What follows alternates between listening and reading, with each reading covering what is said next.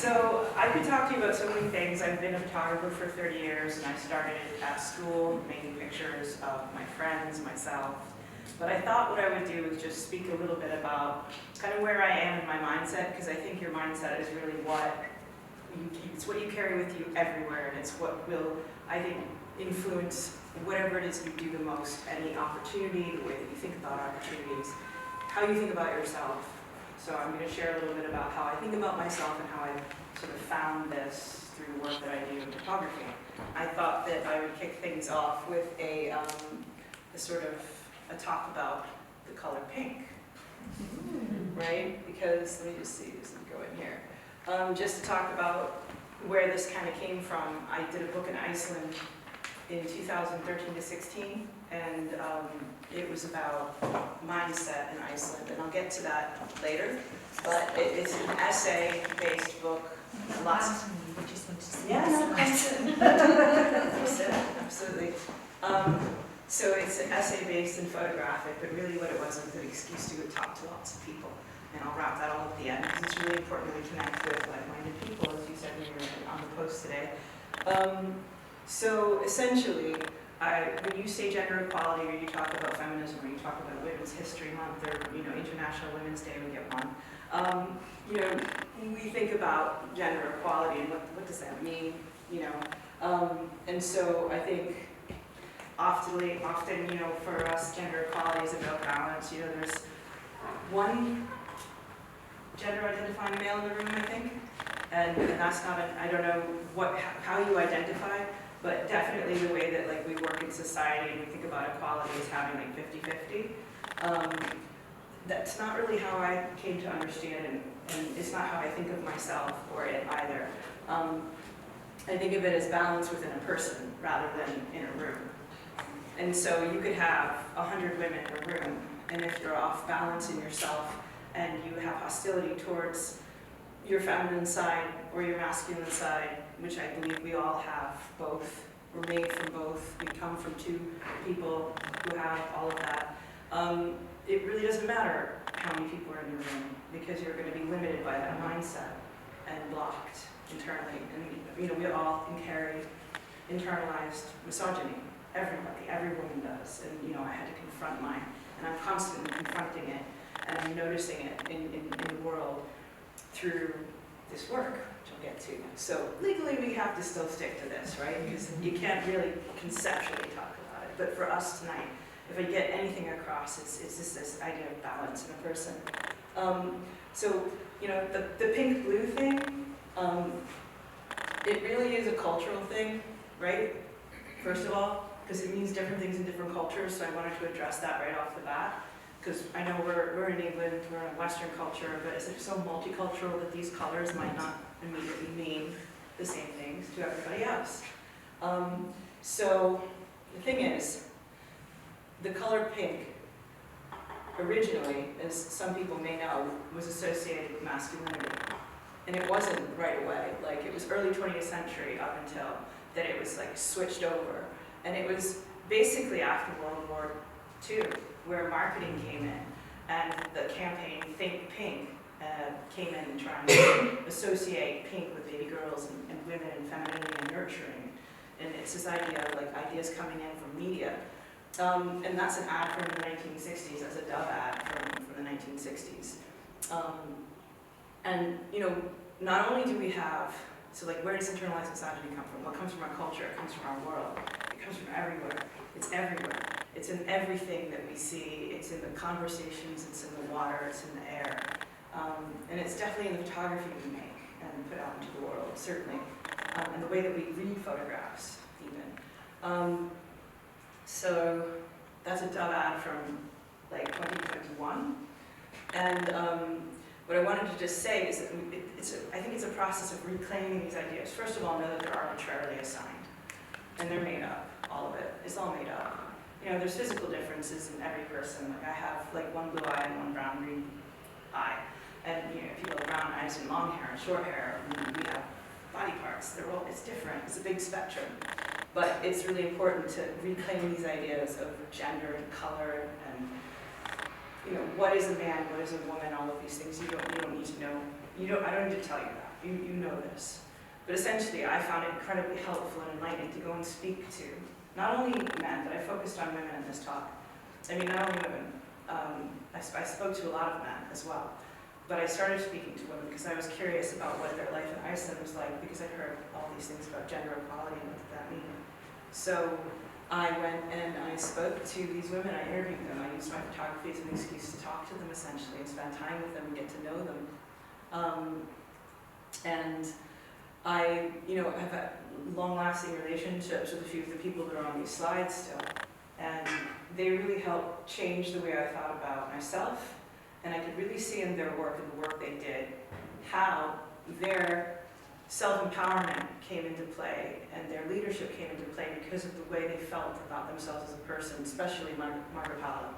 So she has a school, like a group of schools in Iceland, and she's got one in Scotland now that teaches children to embrace all gender qualities and develop those which they may not naturally come to. So to develop your risk-taking behavior.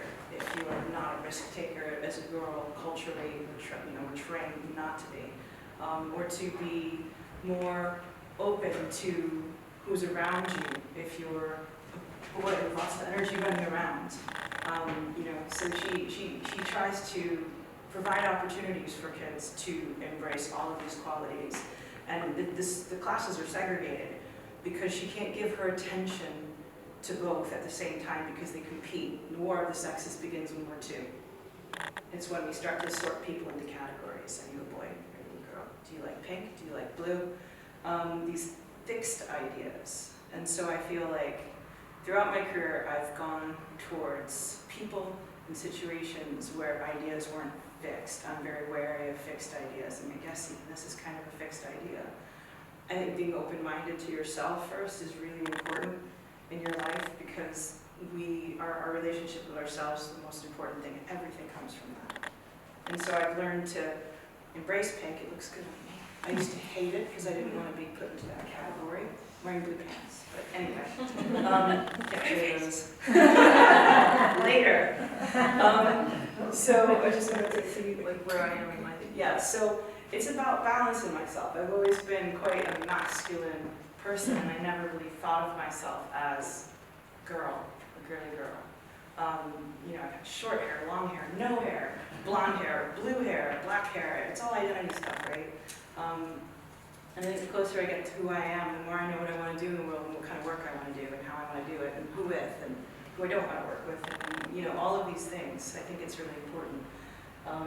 So just one thing, if I can say what this came out of this, is that, masculine energy is directive, it's an arrow, and feminine energy is concentric, it's a circle, which is why, like Margaret would say, when you put little boys in a room, they follow a leader.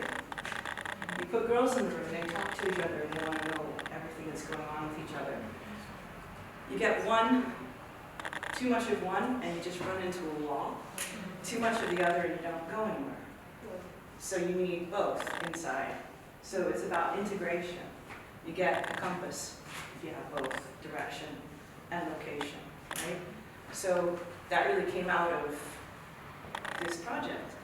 And what also came out of this project was my realization that I was actually, with my internalized misogyny, looking through a lens of a masculine view on women.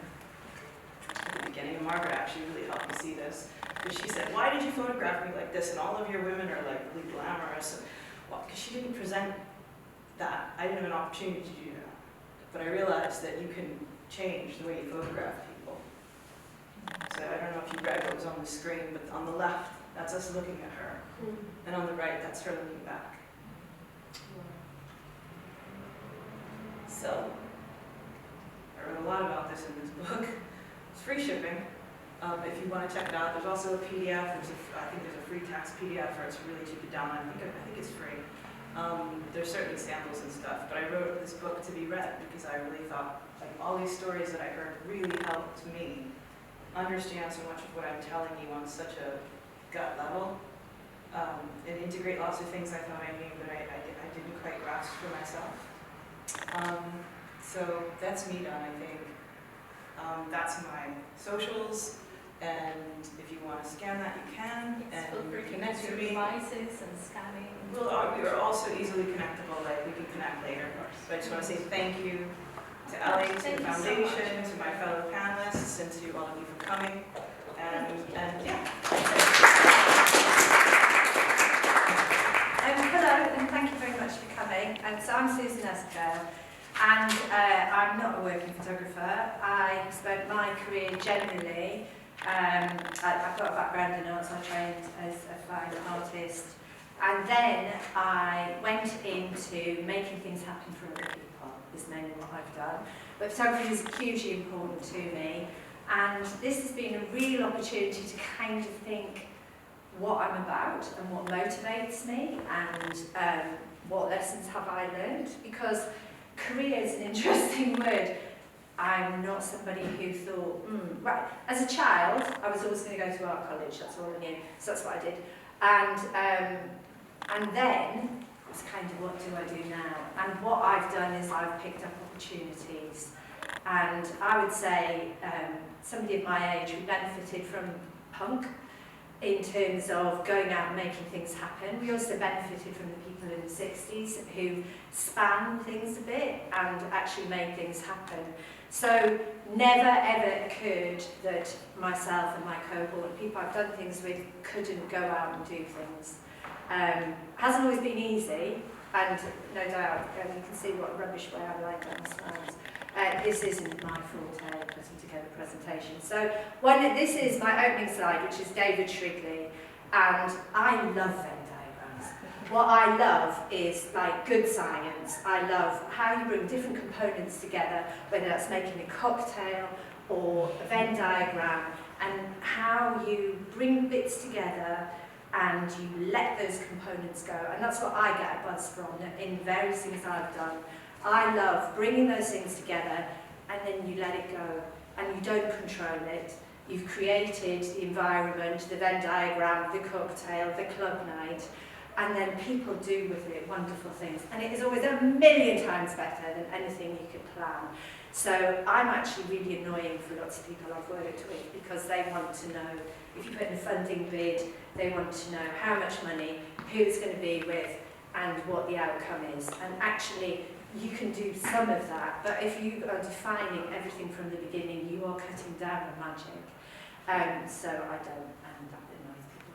So, and plus, well, I don't sing that much, to be honest, but I'm massively into dancing and stealing things. I'm not recommending going out and stealing things. What I'm suggesting is, you know, we borrow. We take things from history, we take things from other people.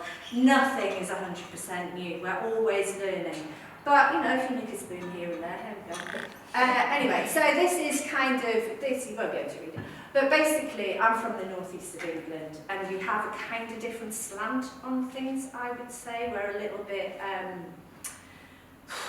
would rather say it out loud, have the fight, and then go for a beer and make up. I've been in the south for 30 odd years now, and I learned very quickly it's not quite the same. So sometimes you have to rein it in a little bit, but we're massively about justice, we're massively about fighting against things, we're massively about making things happen. And there will be people in the northeast, Geordies like myself, who don't all manage to do that. But, you know, we've had miners' strikes, we had lots of things you probably haven't heard of, because you're a lot younger than me, but we were, you know, we were there fighting things, and that's kind of my background, so it's genetic is what I'm saying. So this is Nathan Coley.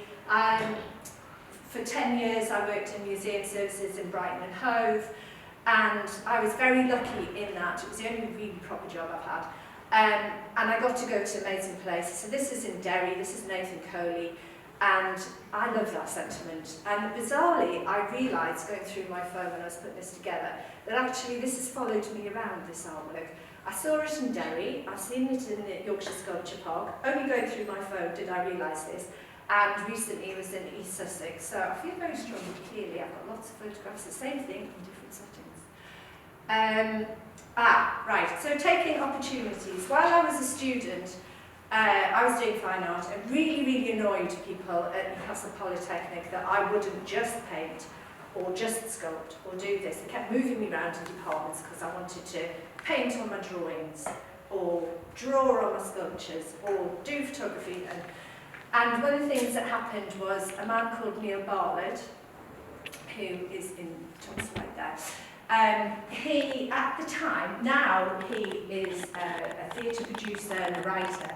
At the time he was a quite controversial LGBTIQ+, although in those days it was lesbian and gay, artist, provocateur, and he came as a performance artist to the college, and anybody who wanted to work with him could, and most of my cohort did not, because they were painters, they were sculptors, and I was like, whoop, opportunity, we'll give it a whirl.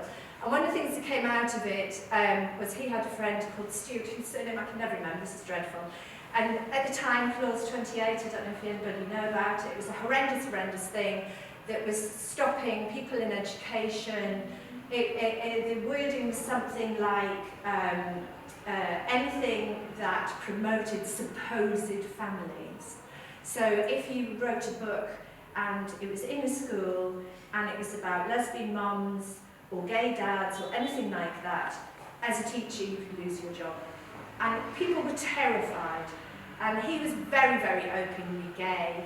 And Stuart came and they were hanging out in whatever flat and smoking and drinking. They said, should we make a film that's going to be a bit of a pastiche about this, about your role as a tutor? And then he asked us as students if we wanted to be involved in this film. And frankly, I forgot all about this. Completely forgot about it. And then colleagues of mine said, you're in a film at the Welcome Collection in the Institute of Sexology. And I was like, sorry, because I'm from a time where you didn't have a digital footprint that would trip you up. There wasn't Instagram, there wasn't mobile phones, or anything like that. So I was like, what on earth have I done?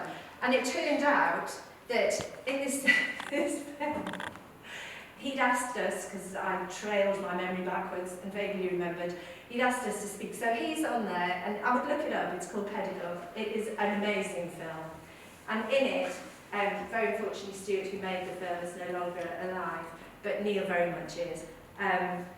He is talking about being a tutor very, very seriously. So he wears a suit, he's wearing an open leather jacket, he's revealing his chest, he's got the hanky out the back, and then he said, I have a proper briefcase, and he opens it, and it's got gay porn in it, and it's got poppers, and I talk to my students very seriously, and all this sort of thing. And then as students, we talk about our experience with him.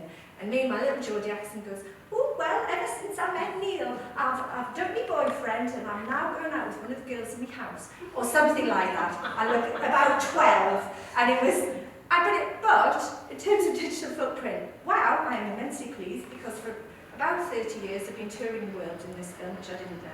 But check it out, it's an important film, forget that I'm in it. It's really important. Neil did some game-changing stuff, Stuart did game-changing stuff. Me taking part in that was me wanting to try something new. That was just a side issue. What we did was some Ponzi art student performance in the top of the warehouse we had to clean out pigeon poo from, walking, I don't remember the ins and outs of it. But play, this is why I've got this bottom one. Play is important. It's important for all of us, and we should never lose sight of it as adults. That's actually my husband roller skating and playing crazy golf, as I do. So this Welcome Collection, I'm a massive fan of the Welcome Collection space. They put on some amazing exhibitions. This is the reading room. And I took this photograph forgetting I'd taken it, but I'm a kinesthetic learner myself. How did I end up in a museum so I can't touch things? Who knows? But I think I thought, wow, what a mantra, that's just wonderful. But I also thought, in the arts sometimes, these days I think people talk about neurodiversity. I am probably on some spectrum or other. And it's good to remember you're not alone, because quite often you are the other in the space. And I have always worked in organisations where I'm the only art lady or the only non-professional museum person or whatever. Find your clan, make sure that you're protected. So this, I know this is not from this time, this is from his previous time. And what also interests me are communities and conversations on the street and unexpected conversations. So I literally was at a pub, turned a corner, and somebody put this up. And I think I love that. That is something that's out of control, that's flag posting, it's all those magical things. Who knows who did it? They don't need their name out there. So the same sort of time, this was in Newcastle where I'm from. I will translate. Gan Raj means get angry. And that was flag. So slightly different takes on a similar sort of theme, I thought. And also that was about learning from history. So these are World War I prosthetics. Bear with me, I realise I'm bouncing around. But again, this is about learning from history. And I did a project called Pavilion Blues, which was about little-known history in Brighton, that the Royal Pavilion and Museums had been used as a hospital for Indian soldiers, Asian soldiers, but it was called Indian soldiers at the time. And that is the famous thing in Brighton. What isn't told is the disability history. And disability history often takes a back seat when people are talking about things in history and sharing history of spaces and people. And actually, it was a hospital for people men who lost limbs during the war for longer than it was the Indian hospital. But the Indian hospital story is the only one that gets told. And these are fascinating, and I spent time getting to know the unit. In Brighton, it's got a big unit for people who have lost limbs, including a very famous racing car driver, a young man, I can't remember his name either, but he's been in lots of reality shows, and connecting with them and trying to think how we tell that story and how we make it relevant for modern day. And, you know, I thought, you've got to humanise stories, you've got to make connections with people. What on earth must it be like to go to war and then come back and be wearing something that's got hoof on the bottom? It's, impact huge. Haven't got time for that now, but anyway. So this is the part of the exhibition I did. I was very keen for it to have the curators I worked with, the curator things and boxes, I created a contemporary conversation war. It was so popular. People responding to these questions and talking about their experience. And a lot of that experience, people were talking about neurodiversity, about being autistic, about how they feel in spaces. And it was really interesting. It was a real dialogue going on. Unfortunately, I then wanted to do something else from that, but museums went weird, so it didn't happen. This is from that same exhibition with the Nathan Coley in Derry, and again thinking about history. This was obviously it's well, you might not know, but it's from the plague. But it's also very reminiscent of Witchfinder Generals and all the awful things that have happened to women. And I was just discussing earlier with Ellie the cyclical nature of things and how women treat attitudes to women and if women are seen powerful, and then the weird stuff that goes on when that happens, witch trials, women being blamed for the plague. I mean, I don't remember women being blamed for COVID, but probably somebody did somewhere. So COVID and all those places, things sort of lead to opportunities in a weird way. Obviously, none of us wish we'd had COVID. But this is my friend who's an inspiration. He's called Mark. He's a vegan chef. And in the time of COVID, he lost all his work. He lost his job. And him and his partner set up a social distance cafe in her garden in London. And from that, they've worked together.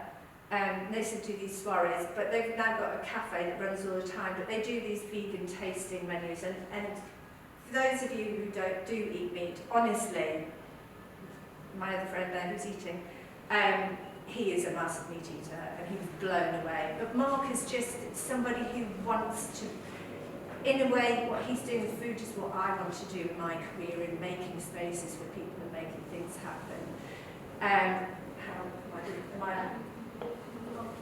Not much time. Okay, very quickly, this is using museum collections to start conversations. So this is in COVID as well. I worked with these are images, photographs from the planning department, and I use them for creative packs for a hostel for people experiencing homelessness and the staff there. Again, this is just a flag of language. Language is really important. That's Learn Yourself, Geordie, for those who can't read it. But language is massively important. This was Museum of Sign Language, so that was spending public money to train people up who are deaf and partially hearing to lead tours themselves, and there's been a massive legacy from that. That's about changing history, and I led on getting labels put in that actually were related to the actual object. So that's 2 men's loving cup, which nobody knew about before, it was just a piece of silver. This is a project I did about challenging and be brave. You could ask me later. This is Museum of Transology. So Be Bold was a project that I led about challenging how museums do things and working with communities. The Museum of Transology get packed up for Bishopsgate Institute, and then what came after that, which was Queer the Peer, which is still in the museum. But it's also about engaging with communities in their own spaces, breaking bread with people. I sit around a table, nothing brings me more joy than bringing people together. Passion, have stuff that sets you on fire, and energy. Get out in communities. If you want to work with communities, go meet them, don't talk about them, talk with them. Again, that's a community response to something. Shoes! Love shoes. But this was actually William Morris. And I looked at the quote up today, and it's something about have nothing in your house that isn't either beautiful or useful. I actually think in life, make sure it is beautiful and useful. Plus they're very beautiful. They did get away, but I didn't buy them. Be your own person. That's self-evident, what that says. This is an amazing project talking about disability. So Matt Fraser, who is a musician and an artist, it was a great project called Cabinet of Curiosities, and how history is told about people without the people involved. That's amazing. This was working with people who are blind and partially sighted, test things out, give it scratch performance. The Royal Mail.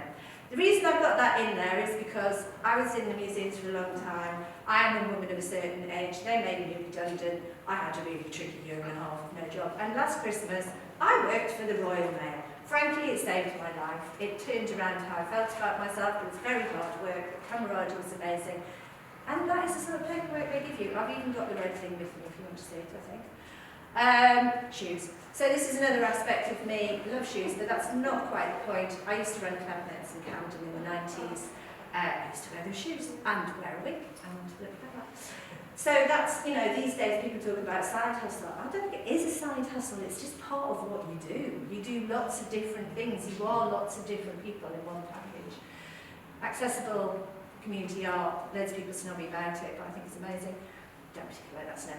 I love animating public spaces. This is in France. This is Europe's biggest, I don't know that, but I do like going. Latin Music Festival, learn new things. I recently made a Japanese stool on a woodworking course, never done it before in my life.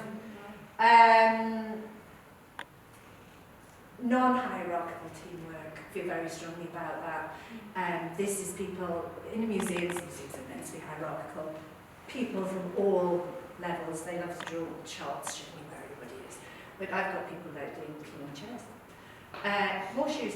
That was me to do, but they are actually from the museum collection, and that was just to demonstrate that I kind of found my place before going in.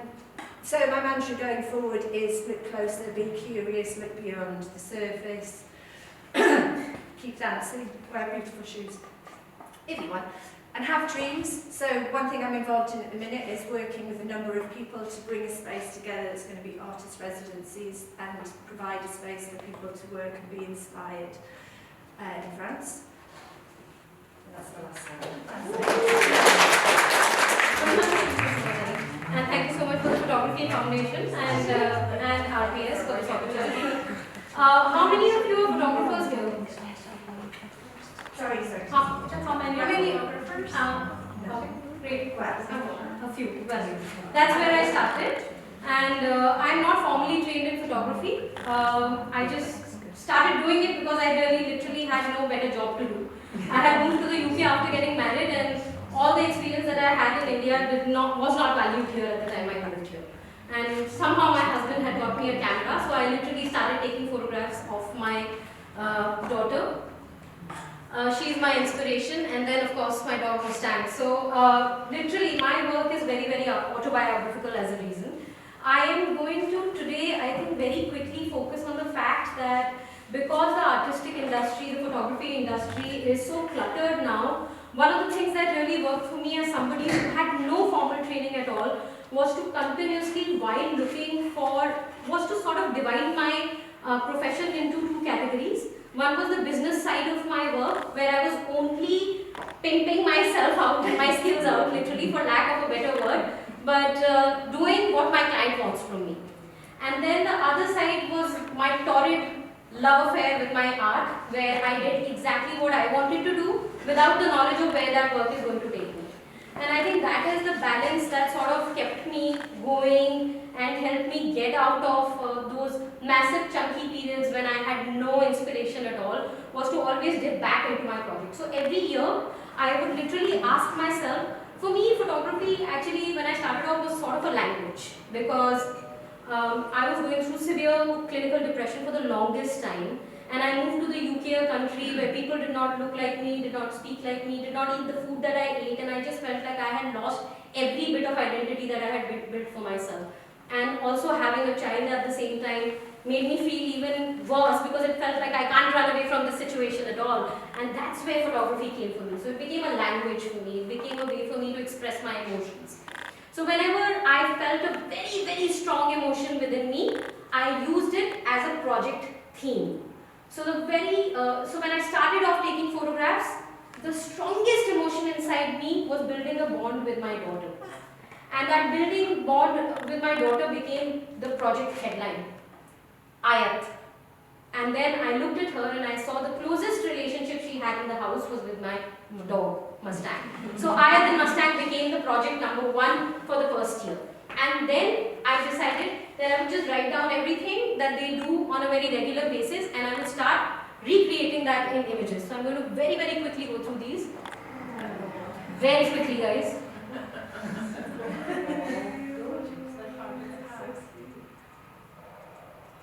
So literally, this was project number 1 in the second year of my photography. The first year was basically just going online on free YouTube, editing videos and learning one trick and applying that trick on my clients' photographs and making them look ghastly every single time. So there was once I had learned a trick about whitening the teeth of the clients.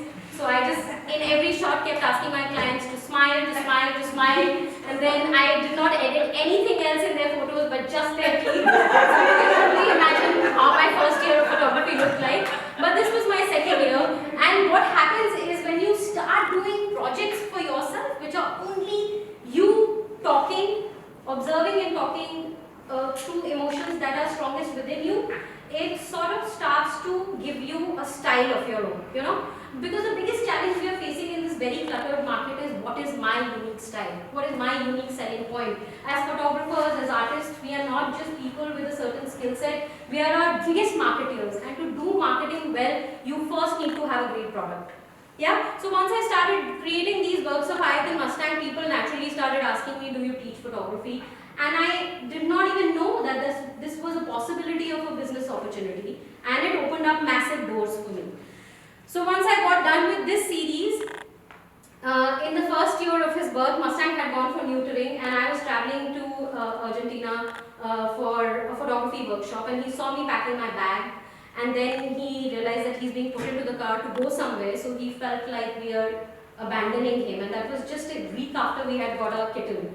And Mustang, because of cardiac arrest, died on the operation table when he was getting his neutering done, and he was only a year old.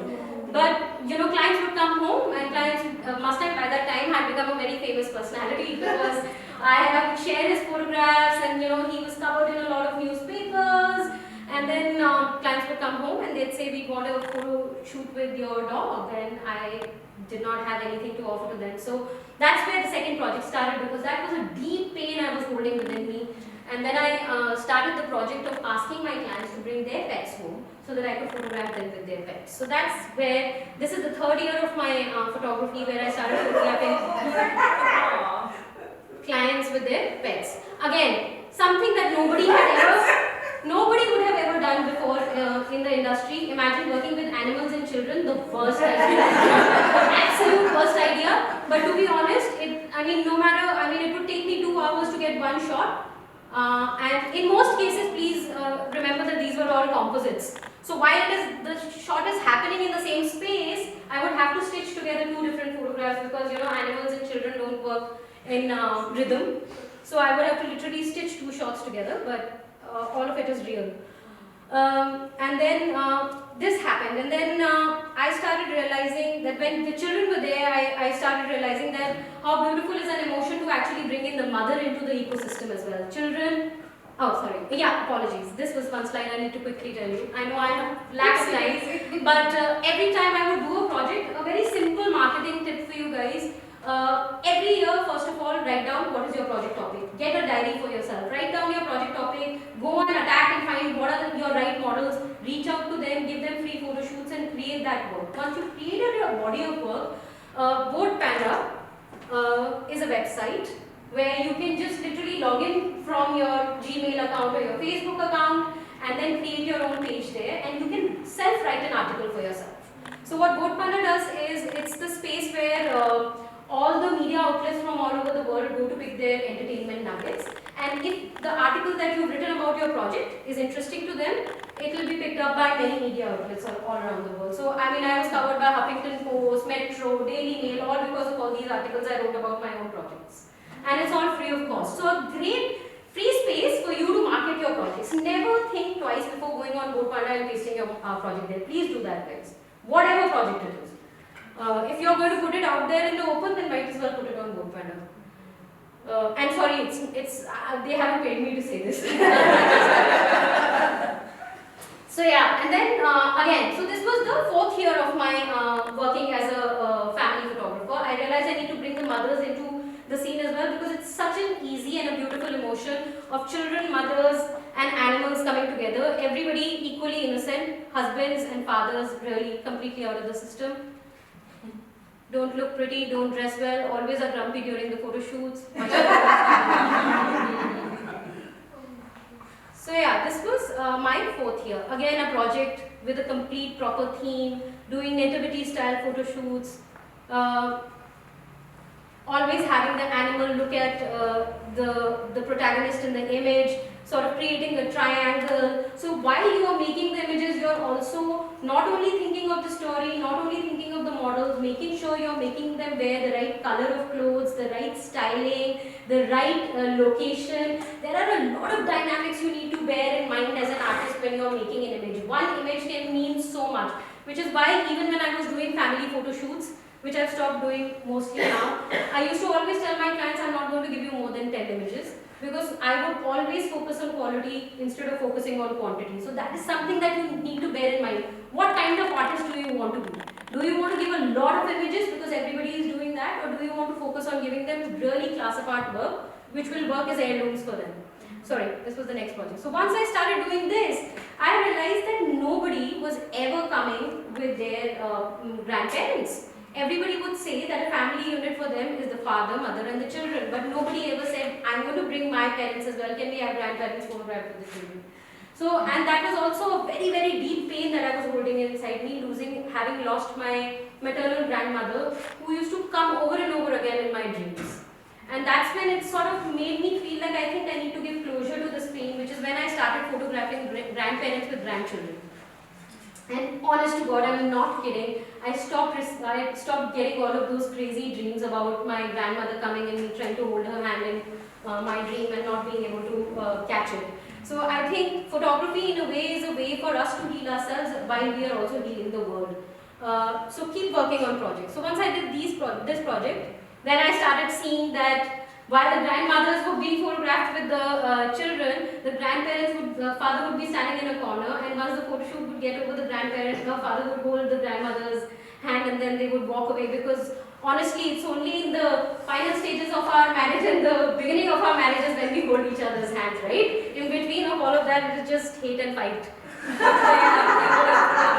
So I then went ahead and started creating a series of, apologies, very quickly need to go through it. Alright, that's the last one. Grandparent love. Yeah, again, always when you're thinking of a project, look for a gap in the market. Look for what is the work that nobody else has done or lesser, fewer people have done. Like Susan said that it's not, there's nothing that is absolutely new. Somebody would have done it in the past. But how can you do it differently? Or how can you pick that gap which hasn't been done in the recent past and make it your own?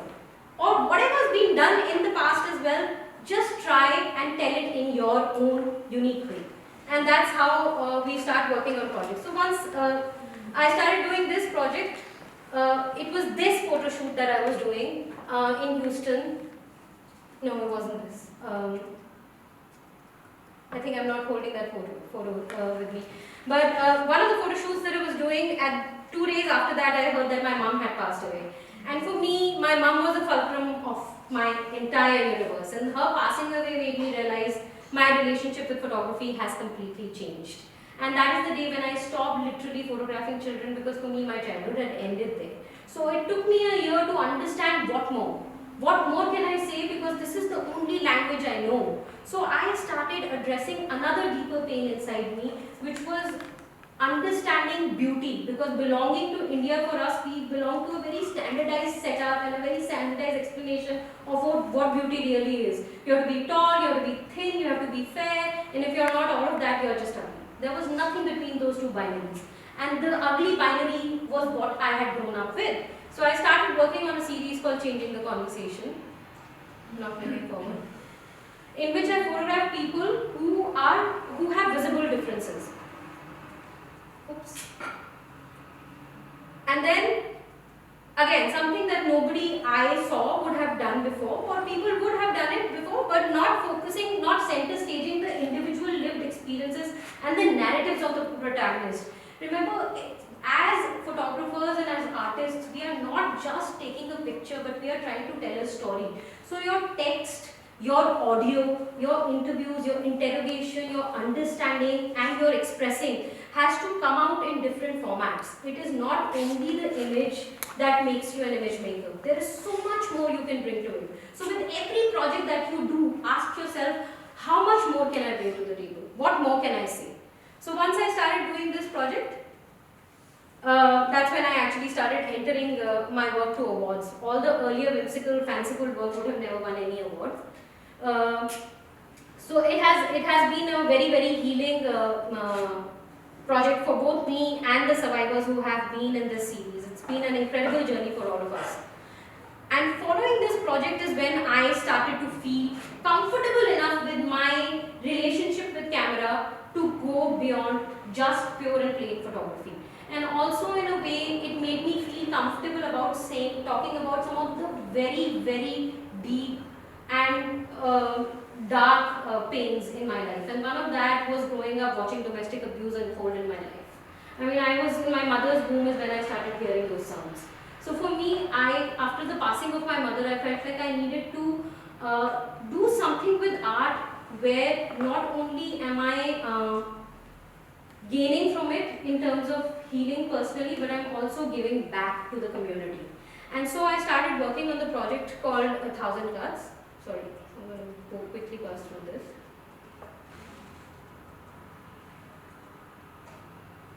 And this is my very first interdisciplinary project, which I'm continuing to work on. I've just got the grant from Centre of British Photography to make more work in this project so that I can translate it into a book.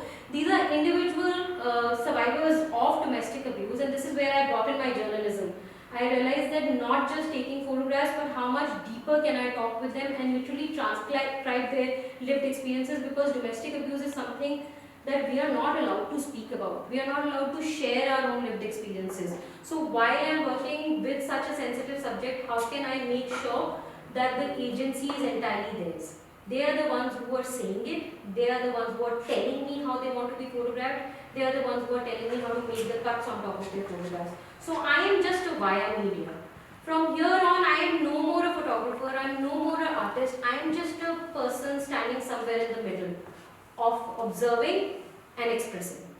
Yeah? So this is where I started literally through personal interactions, group conversations, one-on-one interviews.